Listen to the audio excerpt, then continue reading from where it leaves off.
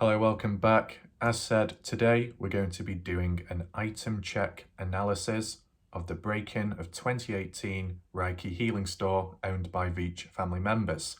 But first, if you are new to this mystery or this event that took place, there should be links top corner of the screen which go into analysing the burglar themselves, such as body language, behaviour, a visual comparison to, even a video which covers a room tour of the actual store and what's present, covering all that, as well as covering a map analysis of exit points and entrance points and clarifying where the burglar specifically broke in from. All that is available up there in separate videos, okay? So with that said, let's get straight into the CCTV footage. Okay, so to start things off, we're going to do a slideshow of the important items and details before we begin the footage. And to start off with, the camera itself. You look at the top of the screen in the middle, it gives the date, 15th of the 7th, 2018 at 22:25:09 on Sunday. Now that's quite late at night, hence it's dark. And that probably explains why the burglar broke in at that time. But it would also mean that the store was locked up, so he had to find other means of getting in with force. And then it can lead to many other questions after that, but we'll get to that later, okay? In addition, just as much as important, if not more, bottom right corner of the screen, it says camera 1. The reason why that's important is because we weren't shown what camera 2 looked like, camera 3, camera 4. There is definitely a camera 2 within the store because credit to John, an explorer who went to that place, visited, walked around. We did in fact capture a second camera which was on that back-facing wall near the door, higher up on the ceiling. So that would have captured the back of the intruder and possibly the angle of where he broke into. Why did they not show that within the footage? Why did they not share it with the police? That's what I'm trying to understand, because surely it would have given maybe a better perspective, a complete overview of what happened. You might have seen more of his face, or you might have seen somebody else waiting outside the window. You never know. And yet they didn't include it. Yet something else that was missing. A little bit odd, isn't it? Now, on to the main part, items of interest. I've labelled as many as I can and numbered them too, so it's easier for me to refer to them and for you to know what I'm talking about, okay? So let's start off with number 1, the table. There's all kinds of contents upon it, mostly paper, probably brochures, leaflets, flyers, stuff like that, whether it be advertising the store, what's available, or maybe classes you can take up on, possibly. Have a little closer look here. It looks to be 2 desks, one smaller one to the left and then a larger one here. And it does mainly consist of papers. I don't know if there is a calculator upon the desk. If so, it's not really that important. But yeah, there's a range of stuff. Now, with number 2, which is over here, that's pointing to the back room.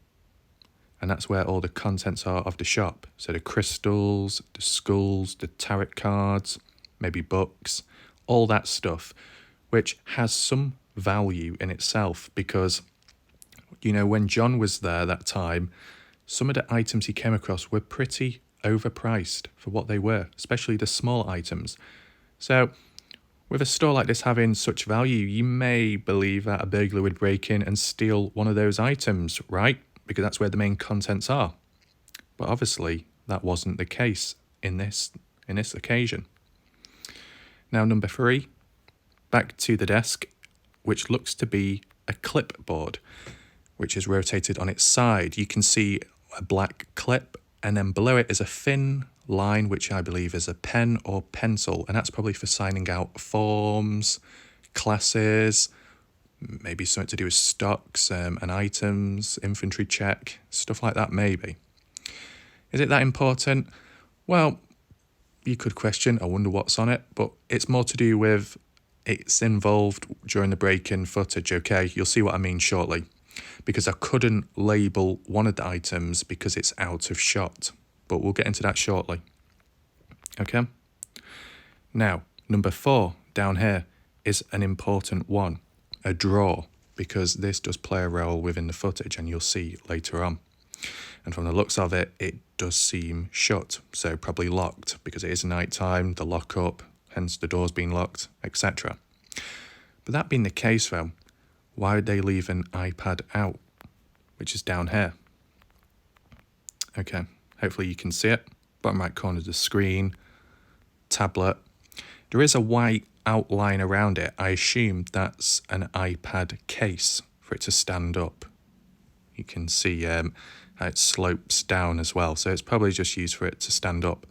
And also later on you'll notice the iPad seems to be attached to something, a white cable or so. Maybe it's charging. But why would you leave that charging overnight? Bit of a health hazard or so? Not exactly practical. So hopefully you can see everything that's in shot. Maybe you've seen something else. You can let me know down below. But this is everything I've seen when looking at the footage.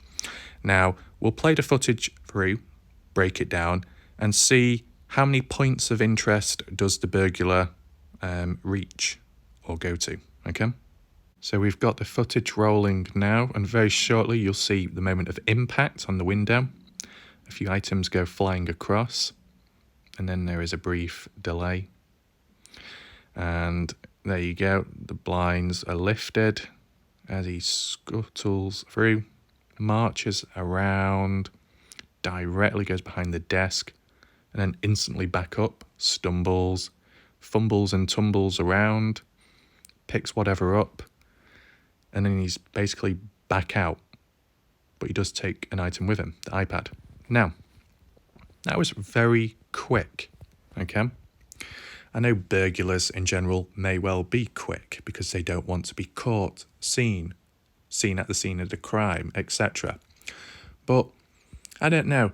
He could have done more whilst he was there. Maybe there was other items to take. As I was saying, back of the store to the left, all those crystals and skulls of some form of value, and yet he didn't. It's as if he knew exactly where he was going. And that's the interesting part. Let's just rewind it back to the start. So there's some contesting of, did he break the window or did he slide it? Well, from the looks of the windows in map view on Google, they don't look like sliding windows. And from what the news report said, the official one, he did break entry with a crowbar and smashed the glass. That probably explains why. By the way, apologies with the slider. It does get in the way, but there is nothing I can do about it. But just try and look, bottom corner, right-hand side of the screen. As I play it back and forth, you can see something shoot across the table. Can you see? It's something black, and it shatters.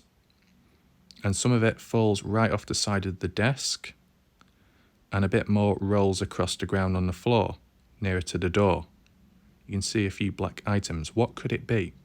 Most likely an object. From what was said in the report, the news report, one of the women that works there said there was a special statue resting upon the windowsill. The windowsill the burglar broke into. So I can imagine whether it be with the crowbar or the force of the glass shattering inwards. That's the important part, because he was breaking in, the glass fell inwards, which probably caused the statue to fall backwards, land on the desk, I guess, shatter, and then spread. Hopefully that makes sense. In the process of this, as I said, if you look closely at the clipboard, I'm unable to zoom in whilst rewinding it back. But if you look at the clipboard, as I said, you can see the pen get knocked off. I might even be able to zoom in. No, I can't. Hold on. Will this work? There you go. Boom. Did you see it all? Okay.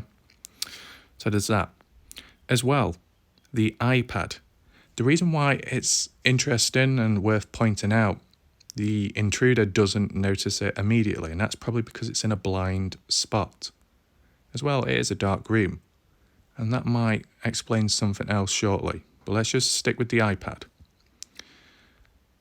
iPad is in full view from what we can see. I don't know about the burglar though. But if you fast forward it slightly, I don't know if it's the blinds, but it kind of covers the iPad. Fast forward it a bit more. Now you can hardly see the iPad. It's because it gets shunted. Look, it's actually rotated now. So we can't see the screen, but we can see the side of the iPad. And as he crawls in, I think it actually gets knocked over. Let's actually play this back from the beginning. And I'll try and zoom in if possible. Just look at the bottom right corner of the screen, okay? iPad is on its side. As he breaks in, it gets knocked over. It falls backwards. Can you see? So basically that's because of the blind. As the blind is pushed inwards as he's crawling through, as soon as he lets go of the blind, it swings back, it knocks the iPad over, and it's on its back now. So maybe he does notice it when he's coming out. So with that in mind, as soon as he gets in, he marches around. First bit of eye contact is towards the desk, whether he's looking at the papers on top or if he's just thinking, right, I need to get behind that desk. He marches around. He does make a little bit of eye contact with the store and the background, the other items, but it's like, nope, non-interest to me. I'll look away and I'm going to march around here. Now this is interesting because if we just rewind it back, I don't know why he's almost like crawling or crouched. It's probably because he's just getting prepared to get on his knees.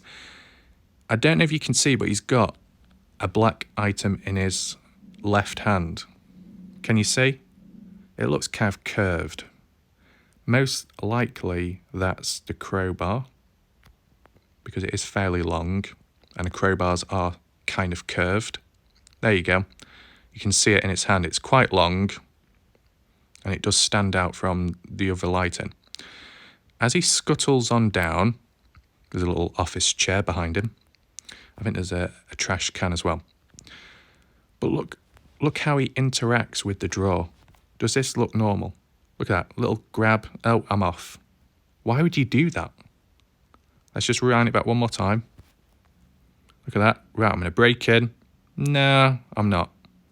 What?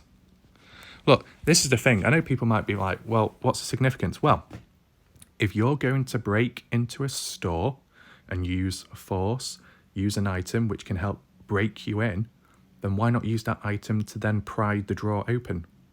Why did he give up? You know, you've already caused damage, you've already broken in, you've already committed a crime, you're already caught on camera, whether he knows it or not. So why not just break that drawer open and get whatsoever within it? Because if it's locked, then technically there must be some valuable items or important documents within. So why would you give up? The crowbar is meant to open that drawer. You've seen it on films, movies, everything, where people have broken entry, broken a door down, opened a locked one with the use of a crowbar, wedging it in the side and then prying it. You can do the same with a drawer. And yet he didn't. It's as if he thought, because the drawer is locked, there is nothing important in there. Or it's some kind of sign that I'm looking in the wrong place. The actual size of the drawer could well fit the iPad. The iPad could well fit within it. But obviously, that's on the table. So, maybe that's what he was mainly coming for. But we'll get to that shortly. So, as soon as he gets back up, he does some kind of like hop and skip, grabs his leg for whatever reason, and then he seems to drop a thin black item. You probably can't see it, so I'm going to try and zoom in if possible and just look. Left-hand side, boom, something rolls, fumbles, he tries grabbing it and then it almost escapes from him. Now, what's that all about? Is it something bouncy? Is it a ball? Is it a marble? Because whatever it is, it tumbles on the ground, the little black dot, He tries grabbing it. Maybe he kicks it with his foot and that's what causes it to roll. It goes towards the office chair. You can see that little faint black dot. He grabs hold of it, picks it up, and he's gone. It's not the crowbar because the crowbar is in his other hand, I believe. You might not be able to see it. It's now in his right hand, I think. Or is it his left? He switches hands. It's now in his left hand, the crowbar, from the looks of it. And then something else drops on the ground, which is smaller in size, so it's not the crowbar. I did see some comments previously where people were saying it's probably a flashlight. Hopefully you didn't hear that wrong. A light for, seeing in the dark. It makes sense because look at the time. It's late, it's dark, you need to see where you're going, right? The cameras are night vision too. So with that in mind, it would make sense to why it could have been a flashlight that fell on the floor. As well, kind of limited vision too, because a flashlight, yes, can illuminate the area, but what type of one does he have? It looks like a small one, so it's probably got limited light, limited range and depth and width, so you might only be able to see so much. I don't know how dark exactly the room is. I mean, there's light sources, there is windows around, there's many of them on the building, so it might let in the moonlight, maybe, so it's not that bad. But yeah, and as well, with the camera being night vision, I guess, everything's black and white, obviously. Other times it can be green, you've seen that one as well, military-like. Well, colours, tones are maybe enhanced, lightened or darkened depending on the object. That's why when people were saying about the burglar not looking like Kenny because the hair's too dark, well, just remember it is night vision, so colours are affected. So just remember that. Anyway, moving on. Once he's finally grabbed whatever, once he's grabbed his marbles, he comes marching back round. He's got the crowbar in his hand, in his right hand now. Can I zoom out? Yeah. And, it looks like he's making eye contact with the way he came in. What's on his mind? Is he like, oh, well, this was a failed attempt. I didn't find anything. Oh. And then he kind of looks down and he's in the corner where the iPad is. Just put it on play. Climbs on top of the desk and grabs the iPad, and then he's out. So, with all that in mind, an additional point I want to add on is fingerprints. Like I was saying, he wasn't wearing any gloves. So, yeah, there would have been fingerprints, maybe on the table where he placed his hands, maybe on the drawer as well as he tried grabbing it. But this is the thing, he got lucky because from what reports have said, from what Susan has said, basically the police, and I think family members as well who own the store, Debbie, didn't pursue fingerprints. Why? Well, because of it being, what do you call it, contaminated or disrupted fingerprints, because with it being a store, many people coming and going and visiting, you wouldn't know whose is who. Just like if you're looking for footprints on a pathway, which is a very popular walkway, you won't know whose print is what. It would get interrupted by others. So that's why they didn't pursue that, because they wouldn't be able to come to a definitive conclusion. So I guess they got lucky. But then again, you could put the argument across and say how many people would have put their hands on that drawer behind the desk. Okay, it's a shop. A lot of customers come and go. But I don't think customers will be behind that desk. So I don't know if there's like a little excuse going somewhere. I'm sure they could have at least checked for fingerprints specifically on the drawer behind the desk where there's less people, as in comparison to front of desk. So there's that. Anything else to make notes of? I just want to know where the cash register was, unless it's all contactless payment. I don't know at the time, the year 2018. But I just thought there might have been that there instead of just a drawer, because that's what it looked like. As for the orbs, because I didn't really get into that, some people say orbs, other people say dust particles. It's most likely dust particles, okay? You would have seen them in my videos. You might see them here and there now, little white little dots just floating around, going all over the place. Why is that? Well, like with my videos, I've got the tripod, you can't see, but right in front of me is a window, a big window, okay? So I guess with the light source and other stuff going on, it might reveal dust and particles around me than if you was in a dark room with no light source whatsoever. And similar to the break-in, you know, where the camera was situated, it was near to a row of windows. It was next to the window that was broken into. So I guess light would have shone in maybe from the moonlight, so it would have highlighted all the dust around. But moreover, because of breaking in, I guess due to movement of the person just moving around and maybe the breeze from outside, if there was one, it would have disrupted, unrested all of that dust that was scattered about. And maybe even from outside as well, blowing in, it would have, you know what I'm saying? I just saw a bit of dust then fly past. I mean, do I have any items like this, like neck rester? Like, I don't know if you can see any dust coming out of it. I can see bits of dust flying out, but that's what I'm getting at. When there's some form of disruption, movement, some kind of breeze, wafting, it kind of like pushes it up and then it all in the atmosphere. So that's most likely what it was, okay? Now, different story with what Debbie said, because Debbie was talking about it being orbs cleansing the negative energy of the intruder. Well, it makes sense in a way because of her spiritual idea and sense.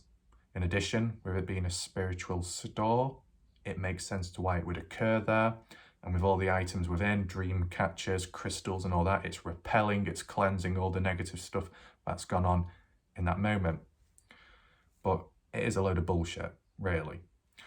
But it all ties in with one another, despite it. So, you know, I can understand it from their point of view, but it's done possibly in a manipulative or exploited way. As a business strategy, okay? If you've got evidence and footage to prove the healing process, to prove what your items do and what your store is all about in a positive, successful way, and you can show that and present it to someone and say, out of a bad event, we were able to turn it into a positive, and here's the footage to prove it. When people see that, they'll be thinking, damn, this store is good. These items must be very effective. I need to go there myself and buy one and then keep it with me so I'm safe, I might be more lucky, etc., etc. It's just basically drumming up business. Now, I haven't looked, I don't know if you can check, probably not.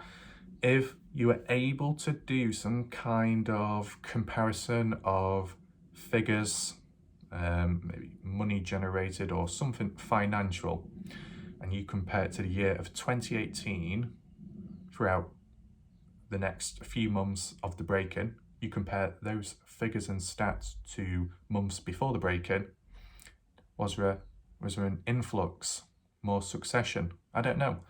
You know, it's possible. And if it led to a rise in sales and numbers after that break-in, then you can see that business strategy did work in the end. So yeah, I think all in all that sums it up. I have, covered the CCTV for a while, but you can't, refer to everything in one video. It just wouldn't work, or at least in my style, it wouldn't whatsoever. So hopefully that made sense. You were able to keep track of all the items which I was talking about within the video, tried labeling them clearly. Still say there's a little bit of suspicion at the end of the day due to what about the CCTV cameras on the rooftop outside? Why was the second one not used? The angle of where the break-in took place. Why not? Why did they not pursue the fingertips, the fingerprints, when not many people go behind the desk? Why was camera number 2 not used within the footage to look at, to show, to share to police, news in the store when there is clearly a second camera in there? Why did they leave an iPad out, which is maybe a personal possession or just, value of interest? You wouldn't keep something out there like that. And if there was a cable attached to it, could have been charging, why would you leave it untouched? You know, if it was charging, wouldn't that be a health hazard or something like that?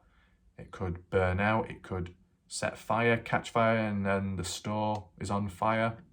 I mean, they've got fire extinguishers, I mean, they've got a sprinkler, they've got all those measures, so it probably would have been okay, but still, you know, it just seems a bit reckless.